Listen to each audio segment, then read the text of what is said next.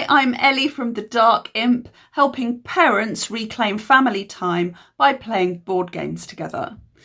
Lots of people say they don't play very many games as a family because there are too many arguments and they're trying to avoid them happening. And that whenever they get games to the table, arguments follow. Now, there are all sorts of reasons for this, and you might like to look at my video on identifying the triggers of arguments when you're playing board games, which will help you avoid them in the future. But also, in large part, it's down to the game that you've chosen to put on the table. So we can divert a lot of the arguments by choosing the right games. So here are some things that you might want to avoid when you're looking at games and that might cause problems.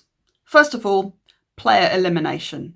If you've got a game where one person's going to be out or a couple of people are going to be out way before everybody else, then that's not great family gaming. You can have someone huffing around the house having been out a couple of hours before everybody finishes playing a game of Monopoly, for example. That's never going to be a great game for family harmony. Of course, some games are very quick, and player elimination may not matter then if you're going to, if you're only sitting there for 20, 30 seconds or a minute waiting for the next round to happen, that's fine.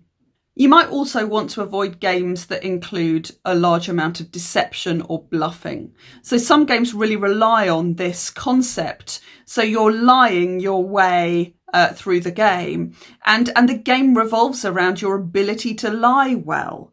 And so I suppose you might think of Cheat, for example, the card game Cheat as being the basic kind of example there. But there are others like Sheriff of Nottingham that, revolve around you absolutely swearing blind what you've got in your little bag and the other person trying to believe you. Then there are also games where you're forging alliances that you have possibly no intention of keeping. And that's really difficult because you've, as a child, often you feel like you've been lied to, and that's a difficult dynamic and can cause arguments and upset. So you might want to avoid that. You know your children best, so you know if this is likely to upset them or not. Games that involve a lot of conflict or take that, which is this sort of element of right, have that, and I'm going to throw everything I've got at you, not the boy band. Those are often causes of issues because you're pleased with yourself. You can steal someone else's money, or you can put them in jail, or you can do something to them that's going to really have a negative benefit to that other player.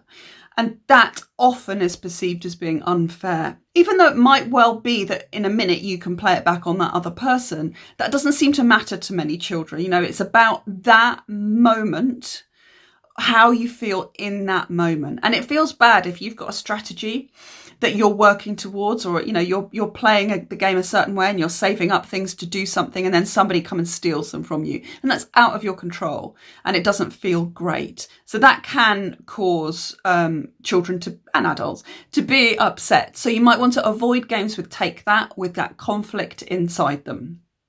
Some games require you actually to be able to be a mind reader. I mean, if you think about bridge, for example, and I'm not suggesting this is a family game, you have to really be able to know what your partner has got in front of you, or to be able to have a good guess at it.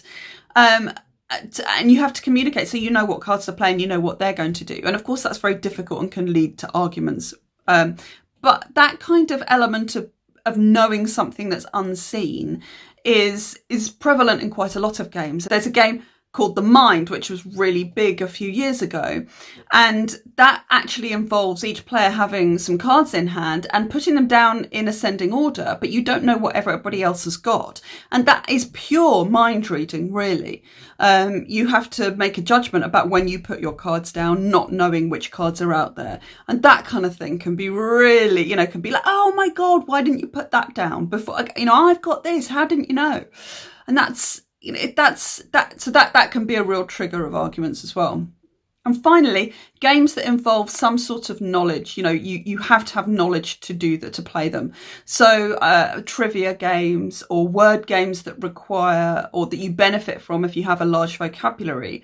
Those sorts of things are often going to trigger arguments and be sort of dangerous games for the family, because one player may feel like they're at a disadvantage.